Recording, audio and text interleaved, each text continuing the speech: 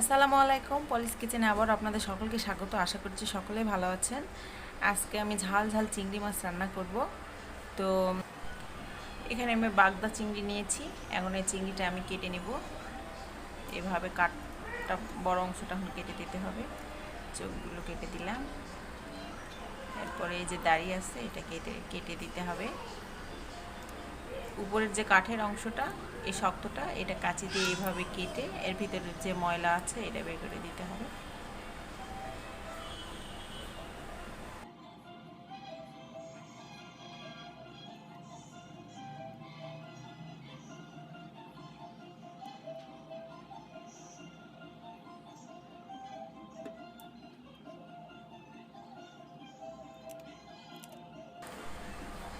এভাবে আমি সবগুলো চিংড়ি কেটে নিব।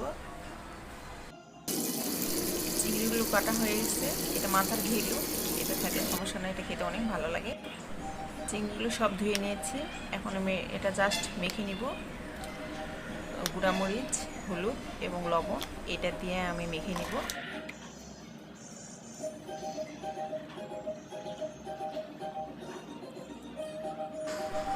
এভাবে মেখে নিলে এটা খেতে ভালো লাগবে। এভাবে আমি মেখে নিব সবগুলো।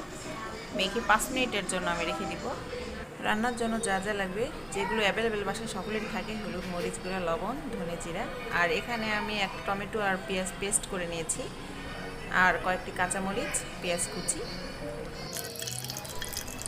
ফ্রাই প্যানে আমি তেল দিয়ে দিয়েছি, পেঁয়াজ দিলাম। এটা এখন লাল লাল করে ভেজে নিতে হবে।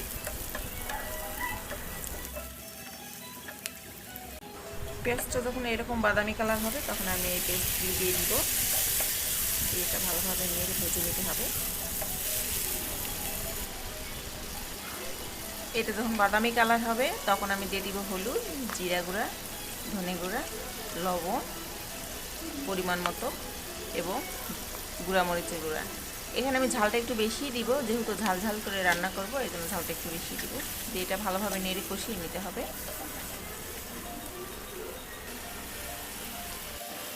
এখানে আমি সামান্য একটু পানি দিব। এই পানিটা আমি গরম করে নিয়েছি, গরম পানি দিতে হবে। এটা ভালোভাবে নেড়ে ঢেকে দিব। এদিকে আমি চিংড়িগুলো যে মেখে রাখছিলাম এটা আমি এখন ভেজে নিতে হবে। সামান্য একটু লাল লাল করে ভেজে নিতে হবে, বেশি ভাজা যাবে না।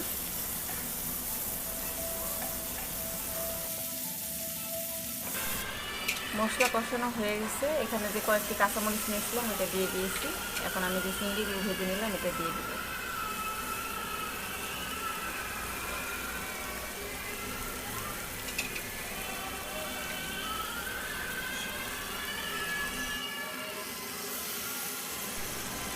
পরিমাণ মতো পানি দিব, গরম পানি।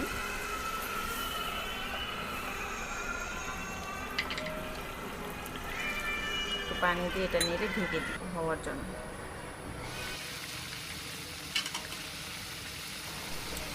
এটা রান্না প্রায় হয়ে গেছে। এটা রান্না হয়ে গেছে, এটা আমি এখন নামিয়ে নিব। অনেক ঝাল ঝাল, গরম ভাতের সঙ্গে খেতে অনেক মজা লাগবে। এই যে দেখেন কত সুন্দর একটা কালার আসছে। আপনারা বাসায় অবশ্যই ট্রাই করবেন। আর আমার রান্নাটি কেমন লাগলো কমেন্ট করে জানাবেন। আল্লাহ হাফেজ।